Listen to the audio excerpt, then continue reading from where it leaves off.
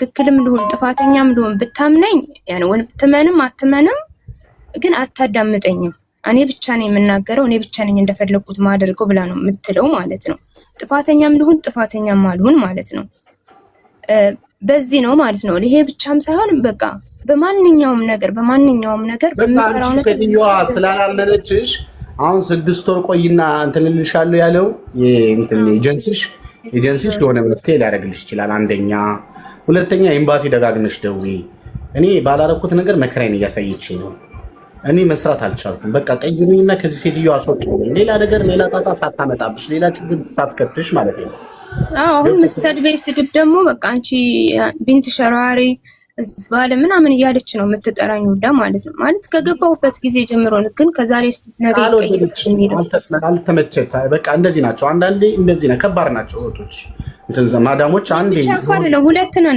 ሁለት ነን እሷንም እንዲሁ ነው የምታረጋት ግን እሷና የኔ ችግሩ ምንድነው እሷ ታች ናት አንደኛው ሀበሻ ማለት ነው ታች ናት የእናቷ ናት ግን ባየቻት ቁጥር ያጸዳችሁ ቤት ተመልሳ እንድታጸዳ ታደርጋታለች ግን የሷ ማዳሞች እንደዚህ አይነት ማዳሞች ወይ ተዘርፈዋል ከዚህ በፊት ወይ ቂም አለባቸው እንደዚህ ነው እውነት ነው የሆነች ሀበሻ አለባቸው በቃ ነገርኩሽ እኮ ሰራተኛ ከዚህ በፊት የሆነ ነገር አድርጋቸው ከሄደች ያንን ነው እየተቆጩ እየተበቀሉ ያሉት እንደዚህ አይነት ነገር የሚያደርጉ አሉና በቃ አንቺ ካልሆነሽ እዛ ቤት ሰላም ካጣሽ መልቀቅ ነው ያለብሽ እኮ አሁን እኔ 5 ወር ሞልቶኛል ማለት ነው እሺ ነው እሺ ማድረግ መደወል አሁን እኔ መፍትሄ ነው ፈልጌ የመጣሁት በነገራችን ከፈለግሽ ይኸውልሽ መፍትሄ ከፈለግሽ ኤጀንሲው አበሻ ነው ኤጀንሲው አበሻ ነው ቁጥሩን በውስጥ መስመር ላኪልኝና እኛ ደውለን እባክህን ስምሽን ምናምን አድራሻሽን አስቀምጪ እሺ ደውለ እባክህ እዛ ቤት ችግር ተፈጥሯልና ችግር ከመፈጠሩ ፊት አስወጣት ብዬ ነግረዋለሁ ጠይቀዋለሁ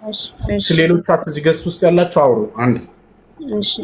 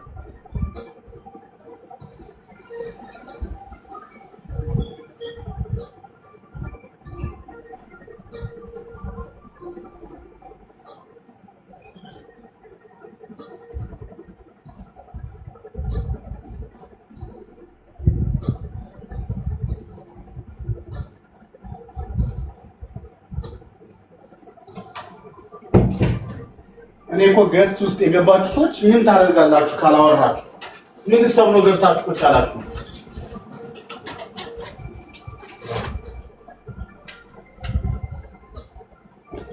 ገስት ውስጥ ያላችሁ ሰዎች ማታወሩ ከሆነ ለምንድን ነው መታችሁ ቁጭ አላችሁት ምንድነው አልገባኝም ቀላል ለኔ እኮ ቀላል ነው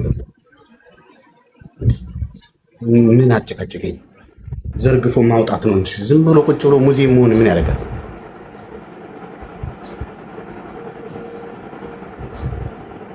እሺ ታፕ ኮፒሊንግ ሼር አድርጉትና እንነጋገር ወይ ያለው ነገር እያወራን እንትን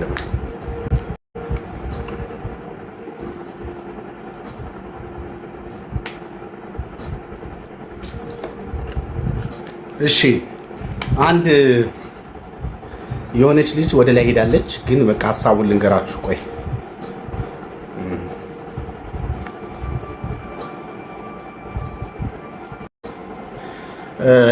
ምንድነው የሚለው ቆይ አበባ ስለሰጠች ሊሸፈነች እሺ ሳውዲ 8 ዓመትን ኮንትራት 7 ዓመት ቆይታ እዛው አገባች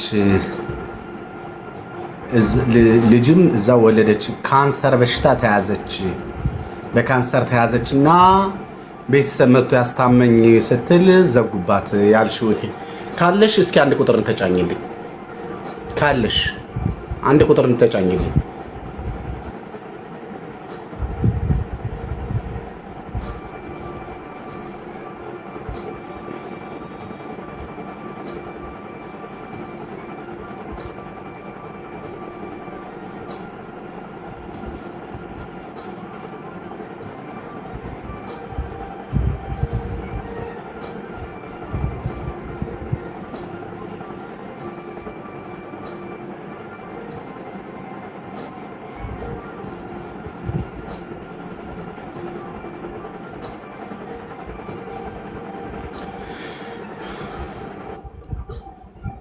እሺ ገብተሻል። እስኪ አውሪ፣ ምንድን ነው የተፈጠረው? ምንድን ነው የተፈጠረው?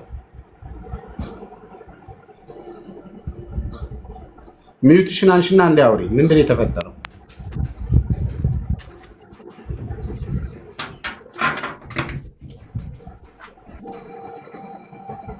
ሰላም፣ እንዴት አመሻችሁ?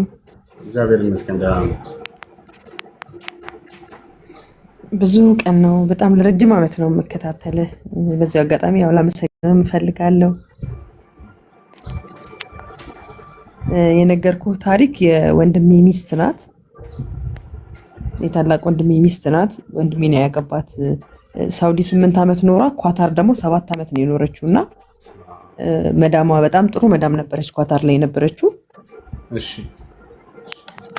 እና ኳታር ኖራ አገባች፣ ወንድሜን አገባች እና አግብታ ልትወልድ ኦልሬዲ 1 ወር ምናምን ሲቀራት የ8 ወር ነብሰ ጡር ሆና ነው ካንሰር እንዳለባት ነው። ካበሻ ነው? አበሻ ነው።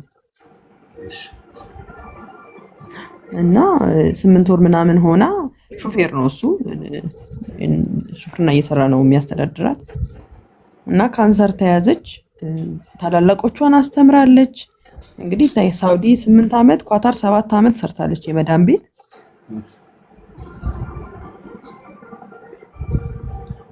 እና ያን ያህል ጊዜ ሰርታ እንደዛ ካንሰር ተያዘች። ታላላቅ 2 እህቶች አሉ። ዩኒቨርሲቲ አንገባም ብለው ኮሌጅ ነው ከፍላ ያስተማረቻቸው። እና ልምጣ በቃ እዛው ልውለድ። እድሜ ልኳን ለቤተሰብ ነው ዋጋ የከፈለችው። ለቤተሰብ ከሚገባ ይሄ ቤተሰብ ግን ነገ የሆነ ነገር ይሆን እንግዲህ ያልሆነ ነገር ውስጥ ስትገባ ቢያንስ እንኳን መፍትሄ ቢያንስ እንኳን ሊረዷት ሊያግዟት አይችሉም። ይሄን ያክል ዋጋ የተከፈለላት ቤተሰብ እኔ የምጮኸው ለዚህ ነው። ሁሌ የምጮኸው የምናገረው ድክም ያለ ነገር የሚኖር እናንተ የፈለገውን ያክል ዋጋ ብትከፍሉላቸው እነሱ በአደባባይ ይከዷቸዋል።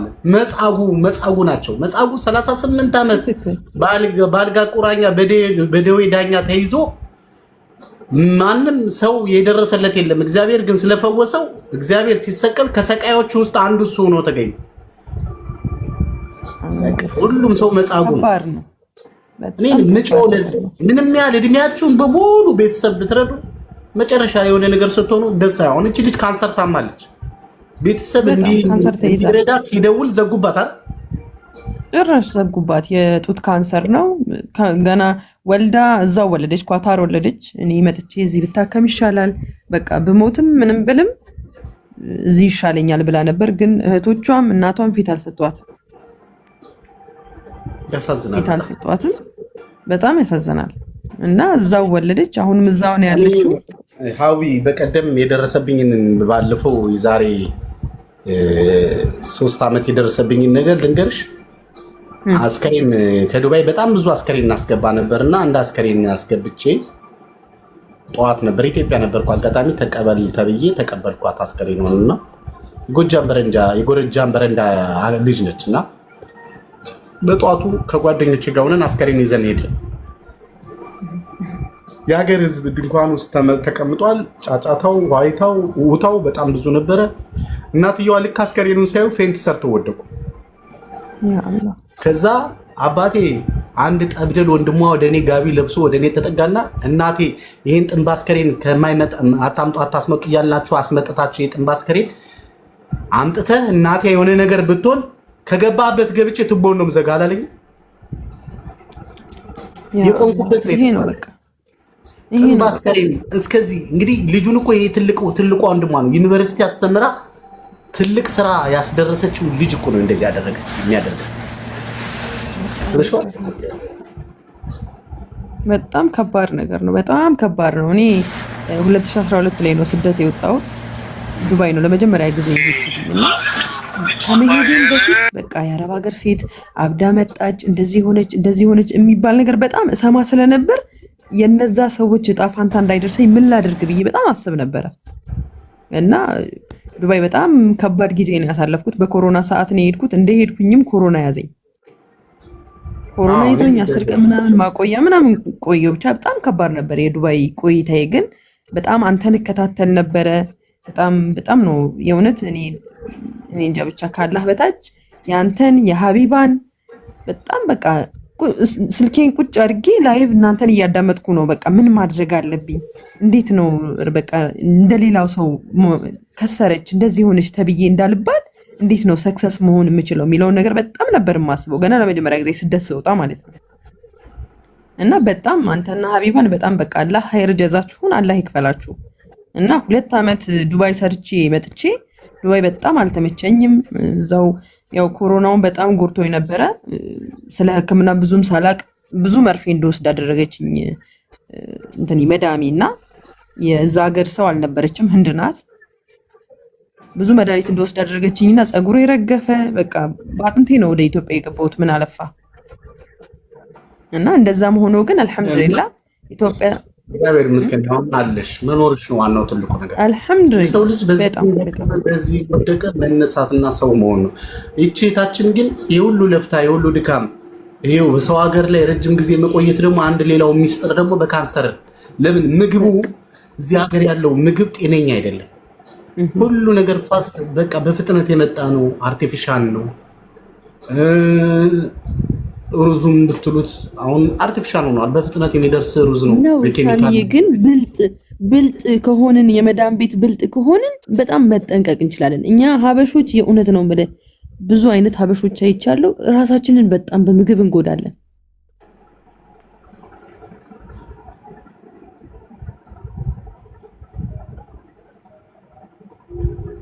ምግብ ደግሞ ከተጎዳሽ ደግሞ በሽተኛ ነሽ ማለት ነው።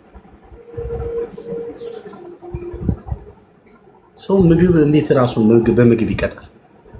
ይሄን አልበላም እቺን ብሰበስብ ለዛ ይጠቅመኛል። ሰው ሆዱን አጉድሎ ጤናውን አጥቶ እንዴት ብር ይሰበስባል? ምን ልታደርጊው? ውስጥሽ ያለ ጤና እኮ ገንዘቡ ምንም ጥቅም የለው። ስለዚህ እናንተ ከገንዘብ በላይ መጀመሪያ ራሳችሁ ጤነኛው ከቻላችሁ ደግሞ አሁን ካላችሁበት ሲስተም መውጣት ነገ ዋጋ ሳትከፍሉ አሁን እቺታችን አስቡት እንግዲህ ሳውዲ ለ8 ዓመት ነው ምናምን 7 ዓመት ብላኛለች። ወደ እንትን ደግሞ 8 ዓመት ኖራለች። እድሜ ልኳን በስደት የኖረች ነች። እድሜ ልኳን ቤተሰቦቿን ስታስተምር ስታሳድግ ኖረች። ዛሬ ካንሰር ታመም ያለው ነው አጠገቤ ሆኖ አስታሙኝ ስትላቸው ስልክ ዘጉባት። እንደዚህ ነው እንግዲህ አበሻ ማለት። አበሻ ከመቀለብ እውነት ራሳችሁን ብትቀልቡ ኑሮ የት በደረሳችሁ። አበባ አመስላችሁ መውጣት ይችላል። ምን አባቱ ማን ይረዳቸዋል? ማንም ካለ ክርስቶስ በስተቀር ካለ ፈጣሪ ማንም አይረዳቸው። አሁን ካለባችሁ ሲስተም ውጡና ሳይረፍድባችሁ ነገሮችን አስተካክሉ። የማንም መጫወቻ ሳትሆኑ እህቶች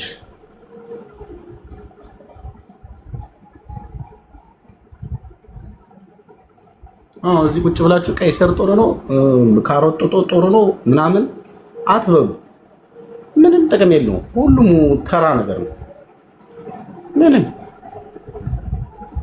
ይኸውልሽ አሁን ጥሩ ነገሩ ልንገርሽ፣ ጥሩ የሆነውን ነገር ማምለጥ ነው። ሰላም ሳሚ፣ እንዴት ናችሁ? አለው እግዚአብሔር ይመስገን።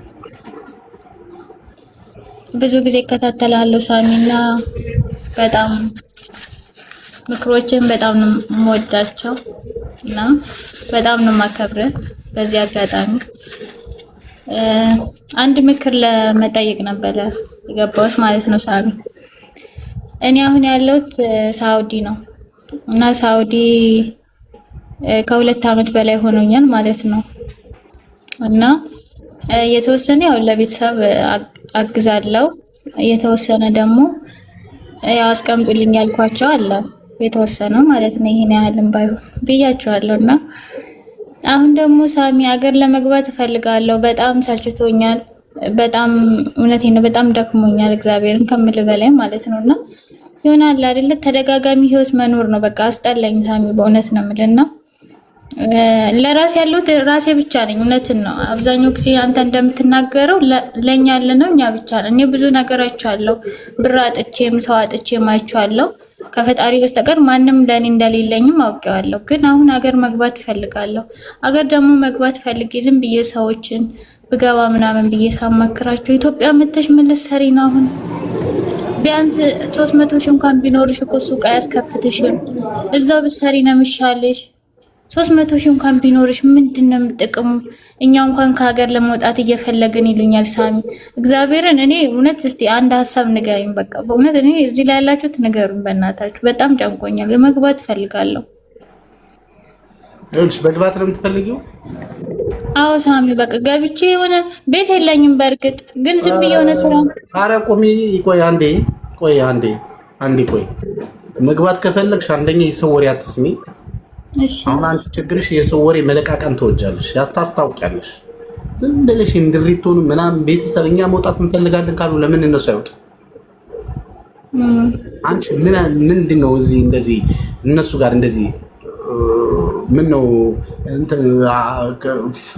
ወሬው በጣም ለምን ይወደድሽ?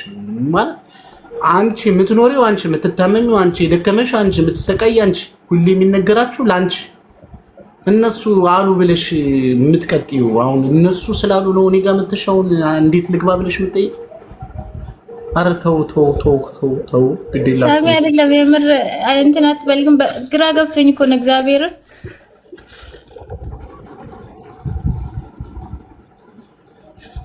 አሁን እኔ አንቺ አሁን ግራ ገባሽ የሚባል እኔ ነው እንጂ ግራ እያጋባሽኝ ያለሽ አንቺ ግራ ለምን ይገባሽ? ምን እንዳሉኝ ሳሚ ድንገር ምን አሁን እሱ ነገር አትንገሪኝ። ራሴን እያመመኝ ነው። ስለነሱ አትንገሪኝ። እሺ ትቻለሁ። ይቅርታ ትቻለሁ። ራሴ ሰምተሽ ተጠቅጥቀሽ ደግሞ ለኔ ደግሞ የምትጠቀጠቂኝ ምን ላድርግሽ? እነሱ ወሬ የምትነግሪኝ አንቺ ምን ለውጥ አይደል የምትፈልጊው? የሆነ ነገር መቀየርና ራስሽን እንትን ማለት አይደል የምትፈልጊው? አዎ። ኧረ አንቺ እናቴ ትለያለሽ። ውጪ፣ ከዚህ ሂጅ፣ ውጪ። ኧረ እስማ ወልደም ተስፈርሳለ። ኧረ እስማ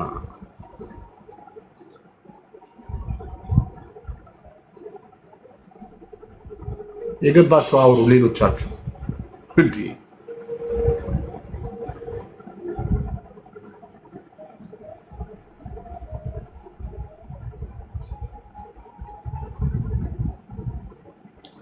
አይ ቲክቶክ የስራ አንስተ ስንቱን ወረኛ አረከው እንደው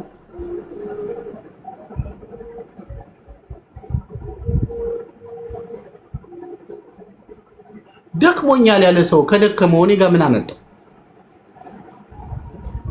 እንዴ? ቲክቶክ ድካም ይቀንሳል አሏችሁ እንዴ?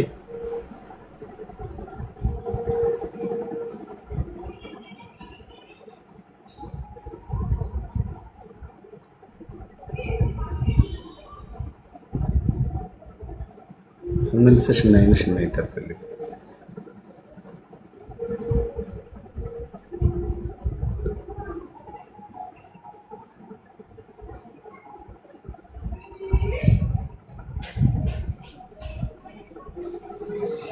አሁን ምንድን ነው መጨረሻዋ? ምን ሆነች?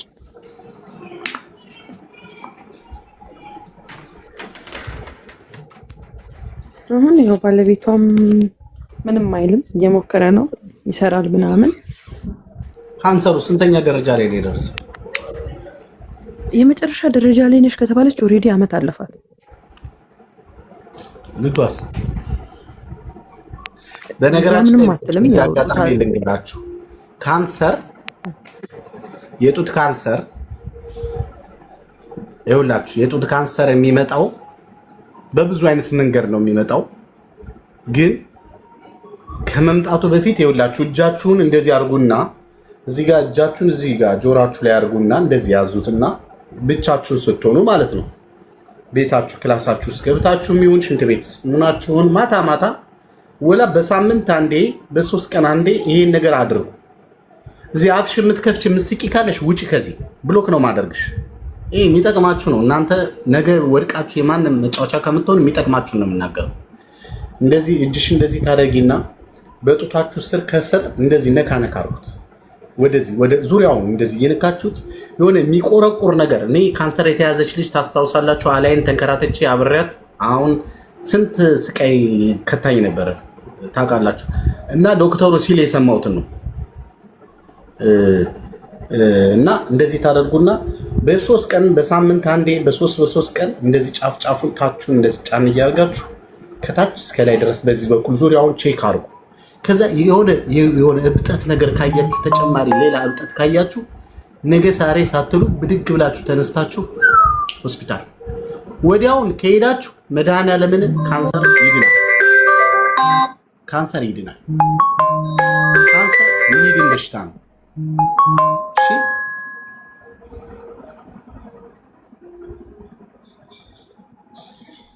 ገባችሁ? አሁን እቺታችን ብታውቀው ኑሮ ቀድማ መዳን ትችል ነበር።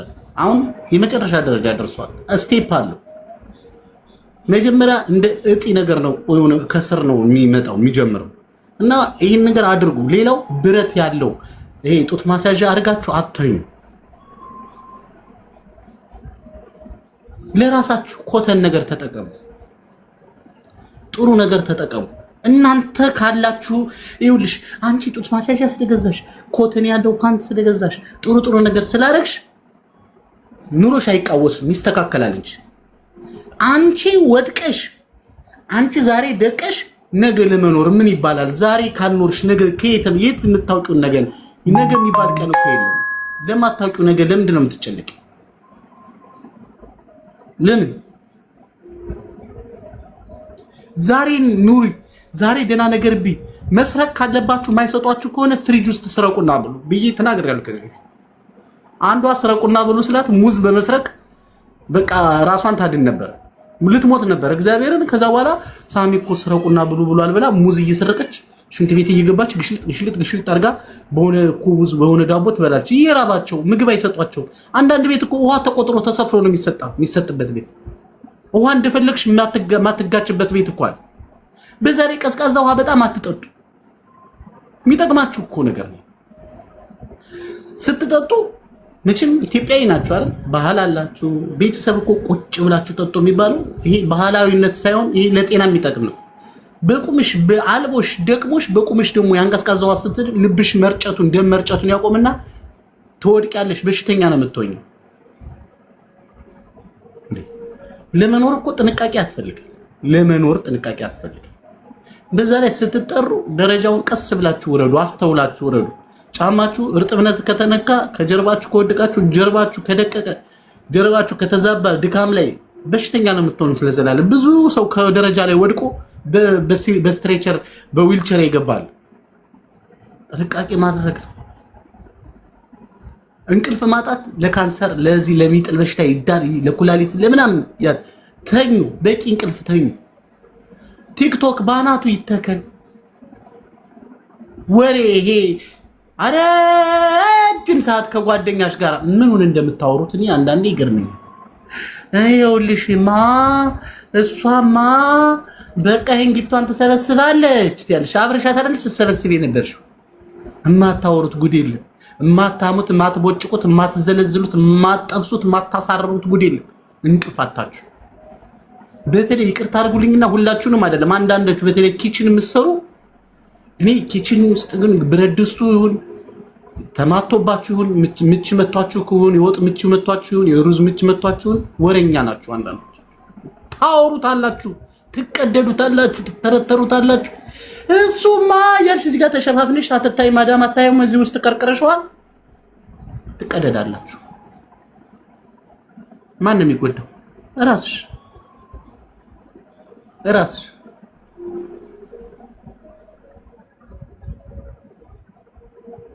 ትክክል ወረኛ ነን ብላላለች። ማን ነው እግዚአብሔር ለቴቱት ትለያላችሁ። ኩዳት አይወላችሁ ለራሳችሁ የሚጠቅማችሁ ነው። በሽተኛ የምትሆኑት ለዚህ ነው። እውነቴን ነው። ይወጥ ምቻለ ልክ ነኛ። ብረት ድስቱ ስታጥቡት የሆነ ከፀሐይ ጋር አንጸባርቆ የጆሮ የወረኛ አፕሊኬሽናችሁን ማለት ነው በትሶት ነው መሰል። በጣም ነው የምትተረተሩት የምታወሩት። ሰው እንዴት አያርፍም? ምርፍት አያደርግም። ጆሮሽ እኮ ይበላሻል እንዴ!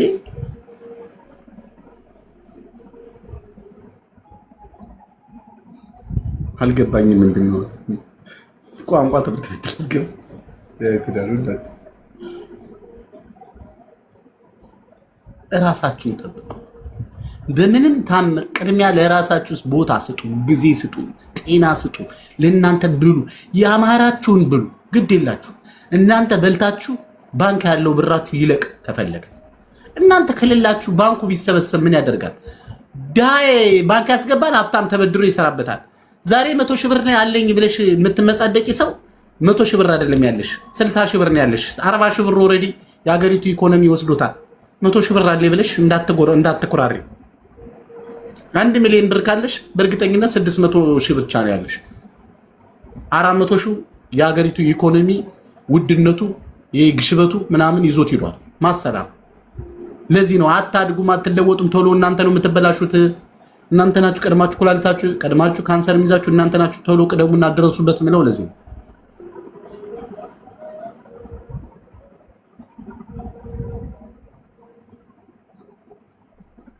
ነገርኳችሁ።